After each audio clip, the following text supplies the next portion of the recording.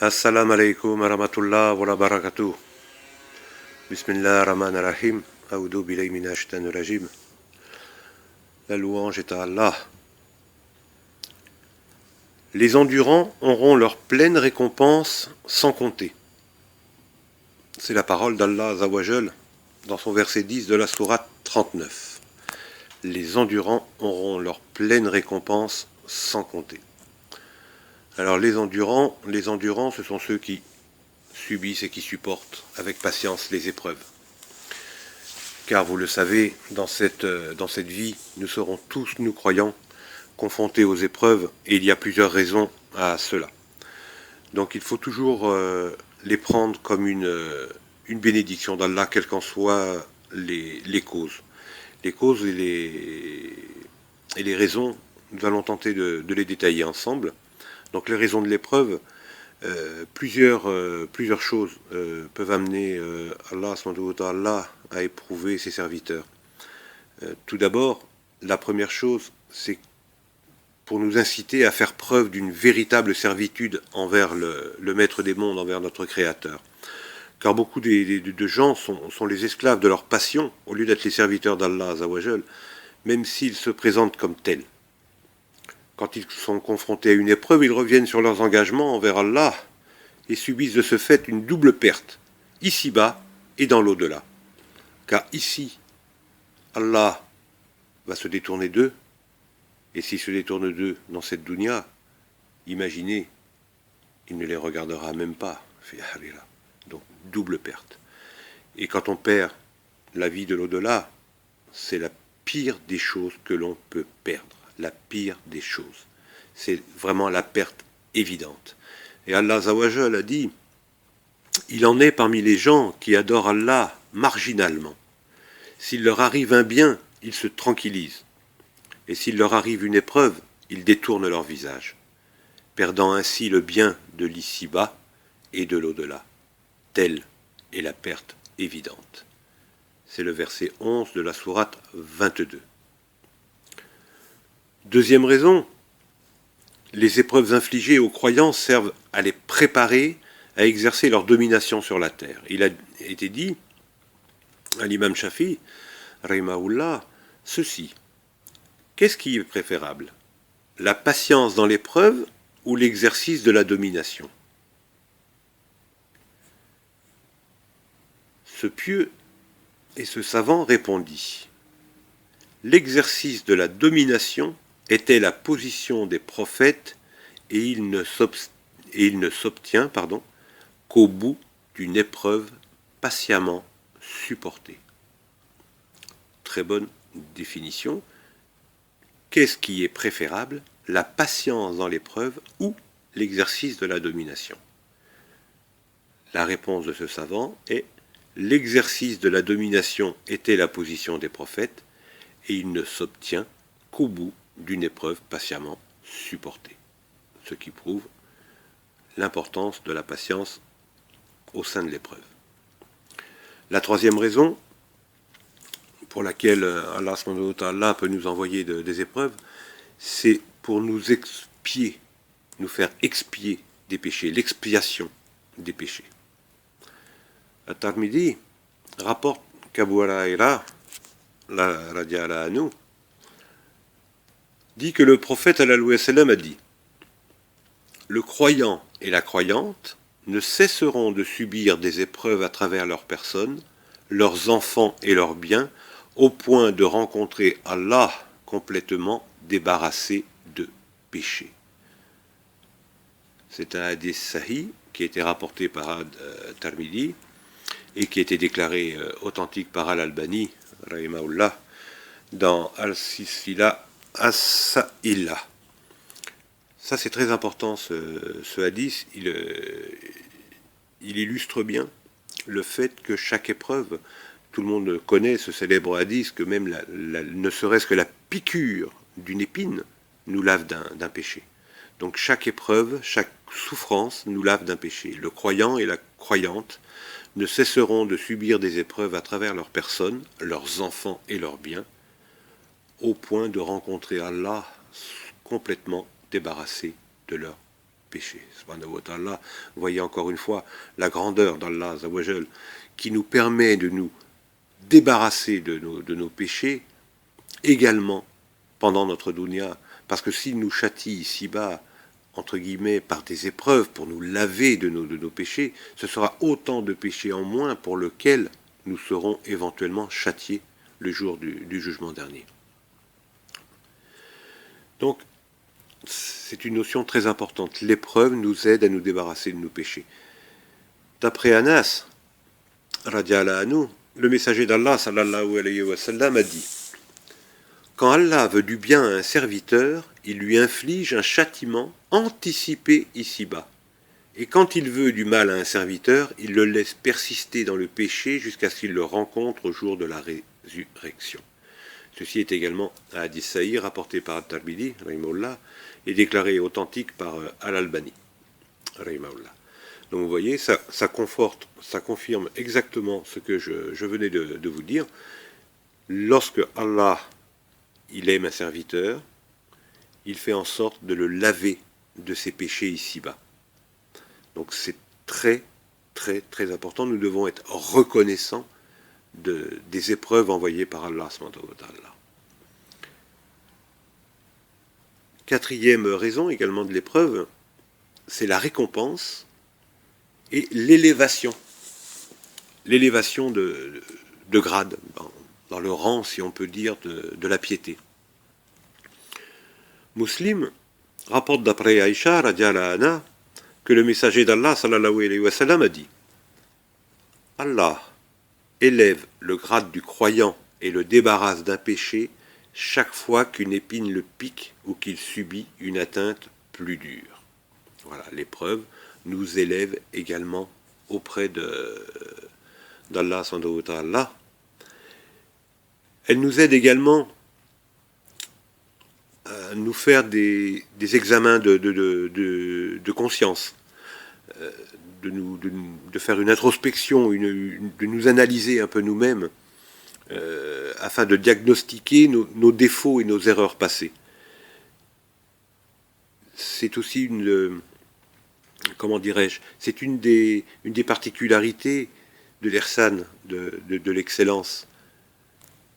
Lorsqu'on a conscience que Dieu est là, que même si nous on ne le voit pas, lui il nous voit, c'est un peu la même notion. Pour qu'il y ait eu un châtiment, il faut qu'il y ait eu une faute. Voilà. Donc, le fait d'être éprouvé, ça nous permet de faire cet examen de conscience, de nous remettre en question et de dire: qu'ai-je bien pu faire, même si on n'a pas toujours l'impression d'avoir fait quelque chose de mal, pour être puni, pour avoir eu une épreuve, pour être puni ici-bas. Et c'est pour ça que lorsqu'il vous arrive une épreuve, n'hésitez pas dans vos douats à demander à Allah qu'il vous montre, qu'il vous aide à vous montrer le péché pour lequel il vous a envoyé cette épreuve, et demandez à ce qu'il vous en détourne. Parce que souvent, lorsqu'on fait cet examen de conscience, on découvre qu'effectivement, on n'a pas toujours le comportement le meilleur possible, et il y a des choses qui nous échappent, nous ne sommes que des humains, aussi bons serviteurs, aussi bons frères, aussi bons hommes ou femmes que nous voulions être ici-bas, nous sommes toujours de simples humains, et nous faisons des erreurs, nous faisons des péchés de comportement, de parole, de différentes manières. Donc il faut faire une introspection, une analyse de soi assez régulièrement, et l'épreuve est un bon moyen de s'y atteler. Les épreuves sont également des leçons à tirer des enseignements qu'implique la foi en l'unicité absolue d'Allah. La ilaha illallah. Les croyances et la confiance en Allah Azawajal. Car ces épreuves, elles vont nous permettre de nous découvrir et de savoir que nous ne sommes finalement qu'un esclave faible, sans autre moyen ni force que ceux que veut bien nous attribuer Allah Azawajal. Sans lui, nous ne sommes rien, c'est Allah qui nous donne la subsistance, c'est Allah qui nous a donné la vie, c'est Allah qui nous permet de respirer, de manger, de boire, etc. Sans lui, nous ne sommes rien. Donc ça nous permet également de reprendre conscience, de nous humilier, de redevenir ces êtres humbles et au service uniquement d'Allah, d'avoir conscience que nous sommes ses esclaves et ses serviteurs.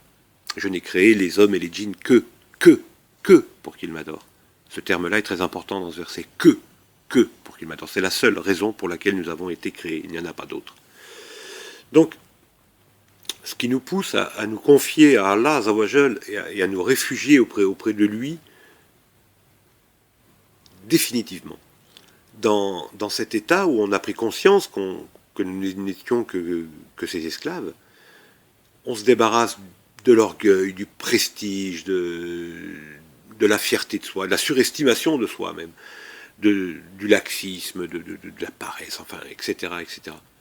Et on devient conscient de n'être qu'un pauvre, qui se réfugie auprès de son maître, un faible, voilà, qui cherche la protection du très puissant, Allah Azawajal. Un savant, Ibn al-Qayyim, a dit « Si le transcendant n'appliquait pas à ses fidèles serviteurs des remèdes sous la forme de dures épreuves, il deviendrait trop tyrannique. Quand Allah Azawajal veut du bien à son serviteur, il l'abreuve d'épreuves appropriées à son état pour absorber ses affections ruineuses. Et lorsqu'il l'en a bien débarrassé, il le rend digne d'être promu au plus noble grade pouvant être atteint ici-bas, la servitude,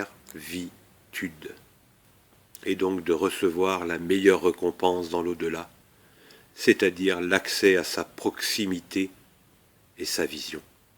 Subhanallah. C'est magnifique. Je vous incite d'ailleurs à lire les ouvrages d'Ibn Qayyim. C'est beau. C'est beau, c'est un très grand savant qui avait en plus une grande éloquence dans sa façon d'expliquer et de dire les choses. Une autre raison de l'épreuve, c'est qu'il donc nous débarrasse de la vanité et nous rend beaucoup plus proches d'Allah. Ben Hajar dit à propos de la parole divine, Allah Azawajal vous a déjà secouru à maints endroits. Et rappelez-vous le jour de Hunayn, quand vous étiez fiers de votre grand nombre, et que cela ne vous a servi à rien. C'est le verset 25 de la sourate 9. Et dans la même lignée, Yunus ibn Bokhar rapporte dans Ziyadat el-Makhzari que Rabbi ibn Anas a dit, lors de la bataille de Hunayn, un homme laissa entendre ses propos.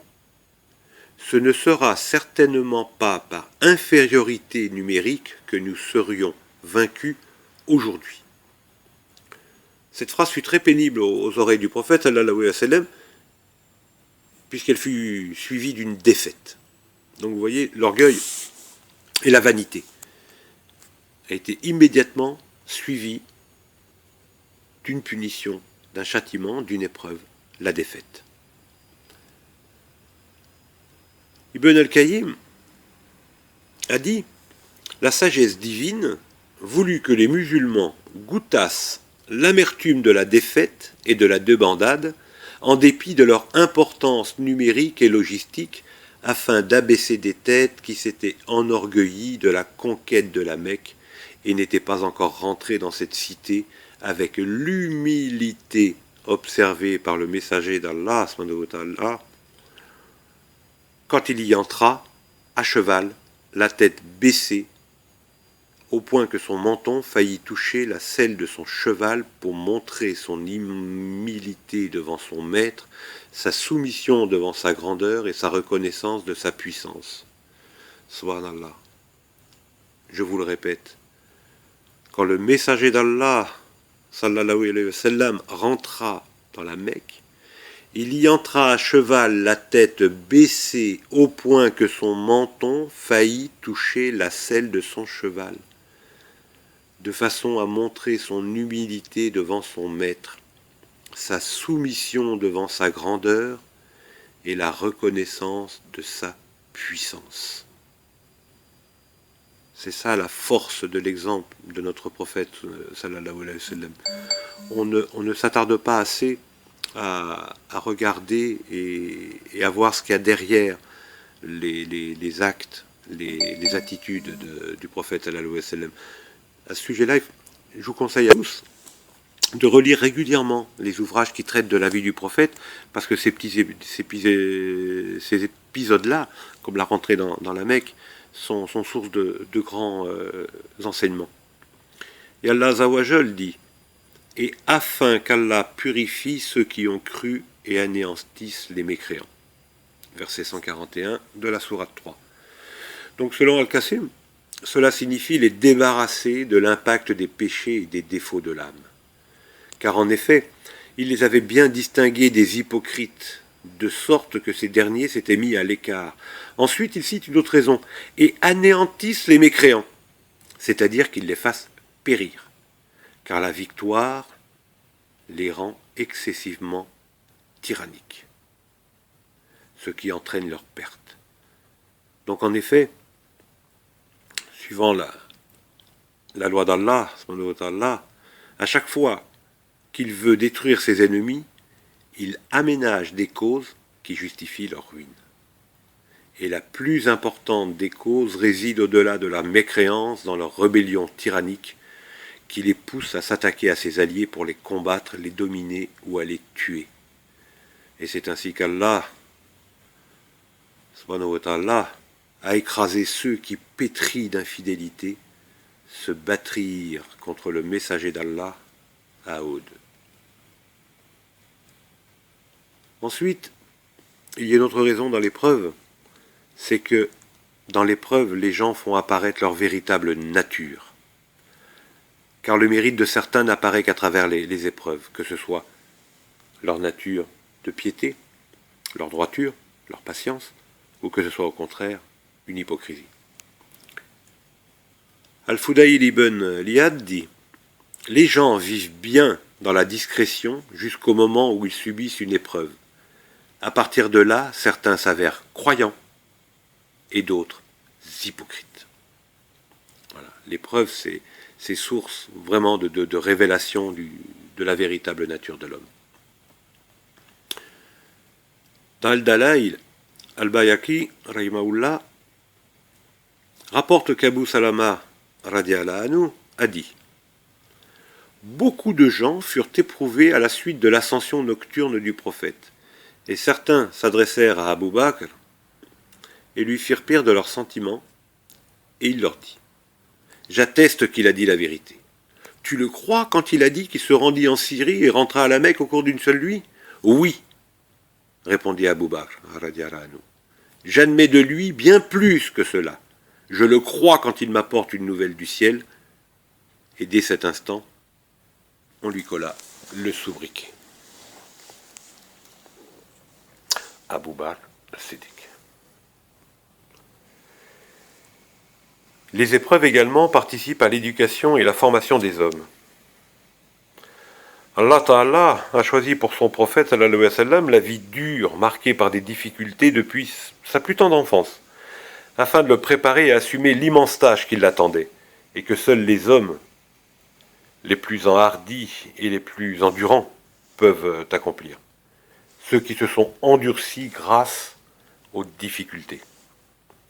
Le prophète sallallahu alayhi wa sallam, comme tout le monde sait, grandit orphelin de père, et il perdit très tôt sa mère. C'est ce qu'Allah, Azawajal, lui rappelle en ces termes. Ne t'a-t-il pas trouvé orphelin ? Alors il t'a recueilli. Verset 6 de la sourate 93. Il semble qu'Allah, subhanahu wa ta'ala, voulut ainsi préparer le prophète à assumer des responsabilités et à le confronter à des difficultés depuis son enfance. C'est les épreuves endurcies, elles nous rendent plus forts et meilleurs. S'il y avait une seule chose à en retenir, ce serait ça. Les épreuves nous rendent plus fort, meilleur et plus humble. Il y a une autre raison également des épreuves, c'est qu'elles nous permettent également, dans certains cas de figure, dans certaines épreuves, puisqu'elles ne sont pas toutes les mêmes, de distinguer nos véritables amis de nos faux amis, de ceux qui sont amis par intérêt, dirons-nous. Et à ce propos, comme a dit un poète, dont j'ignore le nom, malheureusement, puisse Allah bien récompenser les difficultés, même si elles me bloquent la gorge, si je les remercie néanmoins, ce qu'elles m'ont permis de distinguer mes amis de mes ennemis. Voilà. La reconnaissance et la gratitude envers Allah de lui avoir envoyé des épreuves qui lui ont permis de reconnaître les vrais des faux amis. Et puis enfin, les épreuves nous rappellent également nos péchés et nous poussent au repentir, parce que souvent, on oublie. Tawba, c'est important, le repentir, c'est important. Nous devons nous repentir chaque jour. Parce que des péchés, nous en faisons tous les jours, mes frères et sœurs. Ne soyez pas orgueilleux, ne soyez pas vaniteux, des péchés, nous en faisons tous chaque jour. Par le regard, par la langue, par la pensée, nous en faisons chaque jour. Donc repentons-nous, et les épreuves, pour ceux qui oublient de se repentir, nous remettent bien à notre place. Elles nous font prendre conscience de nos péchés et nous incitent à nous repentir. C'est un acte aimé de Dieu, le repentir, ne l'oubliez pas, repentez-vous. Repentons-nous souvent, encore et encore. C'est un rappel qu'il faut que nous nous fassions souvent. Rappelons-nous qu'il faut nous repentir. Nous repentir, c'est demander, c'est nous humilier déjà devant Allah, la première chose, en acceptant nos péchés, en lui demandant son pardon, et en prenant la résolution de ne plus refaire ce péché, il faut le faire cesser. Donc c'est important. Dans le verset 79 de la sourate 4, Allah Azzawajal a dit « Tout bien qui t'atteint vient d'Allah, et tout mal qui t'atteint vient de toi-même. Et nous t'avons envoyé aux gens comme messager, et Allah suffit comme témoin. Et tout malheur qui vous atteint est dû à ce que vos mains ont acquis, et il pardonne beaucoup. » Verset 30 de la sourate 42. Tout malheur qui vous atteint est dû à ce que vos mains ont acquis, et il pardonne beaucoup.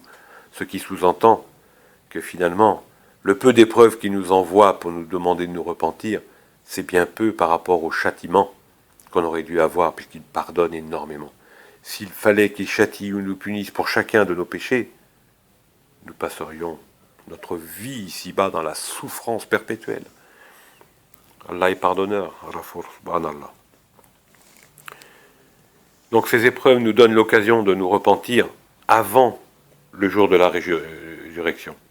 Donc profitez-en, il vaut mieux, comme je vous disais tout à l'heure, il vaut mieux être puni ici-bas qu'être puni après. Le châtiment de Dunya, il est plus léger que le châtiment d'Harira.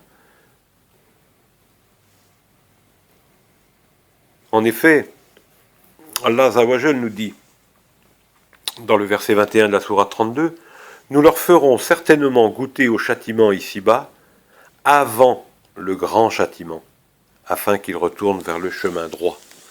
Parce que n'oubliez pas que le seul souhait d'Allah, c'est de nous faire rentrer au paradis. Donc lorsqu'il nous éprouve, c'est qu'il s'intéresse à nous. Et s'il s'intéresse à nous, il veut nous débarrasser de nos péchés, il veut nous inciter à être meilleurs, il veut nous inciter à nous laver, il veut nous inciter à nous repentir et à redemander son pardon. Donc c'est important. Nous leur ferons certainement goûter au châtiment d'ici-bas avant le grand châtiment, afin qu'ils retournent vers le chemin droit. C'est pour nous inciter à reprendre le sirat al-mustaqim. C'est important, le chemin droit.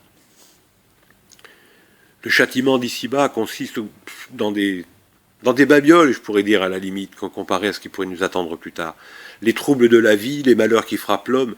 Vous savez, si la vie était toujours facile, on tomberait tous dans la vanité et l'orgueil, et on pourrait croire qu'on peut se passer d'Allah, Allah. C'est donc par sa grande clémence qu'Allah nous inflige des épreuves pour nous ramener à lui. C'est remercier Allah tous les jours, alhamdulillah.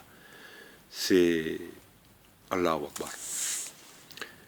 Les épreuves, elles font apparaître la véritable nature de cette dunya, sa tromperie, sa fausseté, son bling-bling, comme on dirait aujourd'hui, trompeur.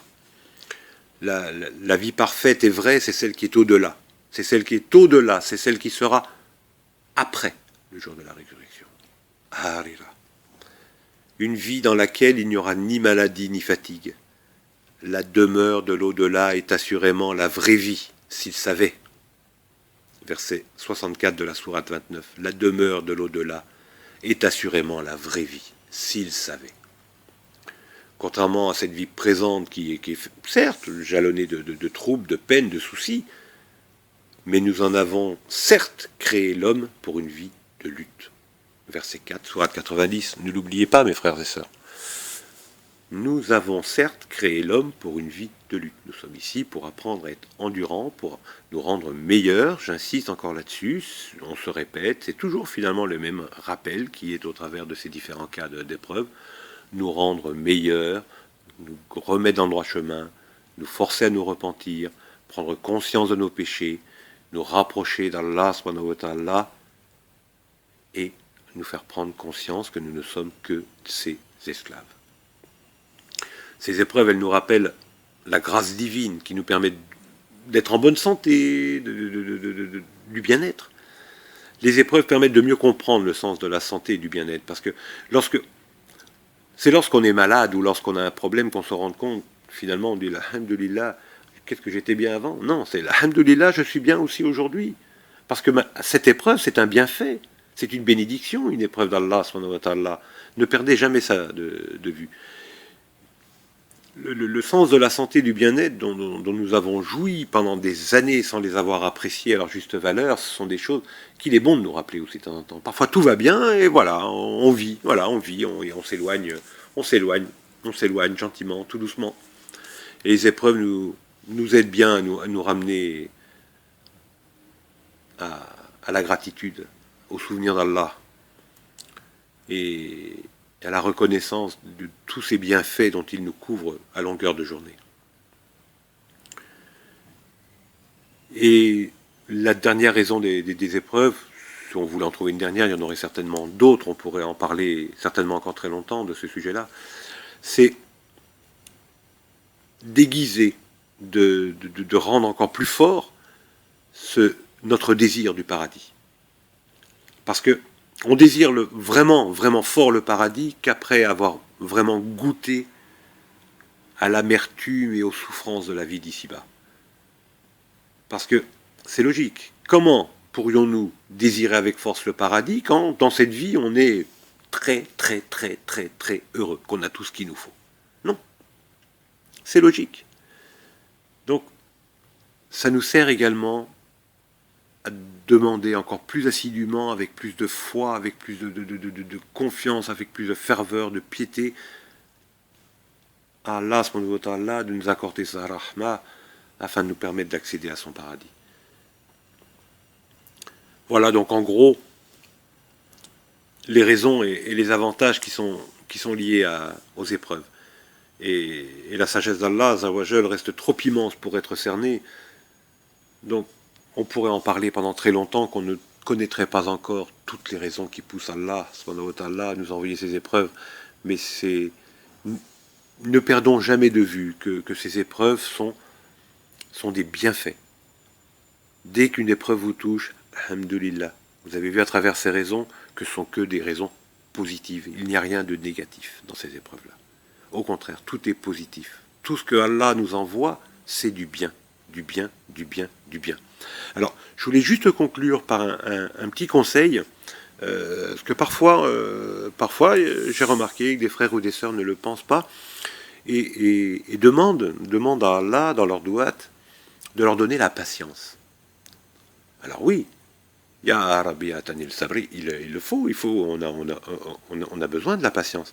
Mais attention de ne pas trop demander la patience, parce que si vous demandez la patience, Allah subhanahu wa ta'ala va vous la donner. Mais s'il vous a donné la patience, il va savoir quel usage vous voulez en faire, il va vous éprouver votre patience, donc il vous enverra l'épreuve derrière. Donc, ne demandez pas trop la patience, Car si vous demandez la patience, vous aurez également l'épreuve. Et on ne peut pas souhaiter l'épreuve. Par contre, lorsque l'épreuve nous touche, là oui, demandons à Allah de nous aider par la patience à supporter cette épreuve patiemment et à nous la lever au plus vite. Quand une épreuve vous touche,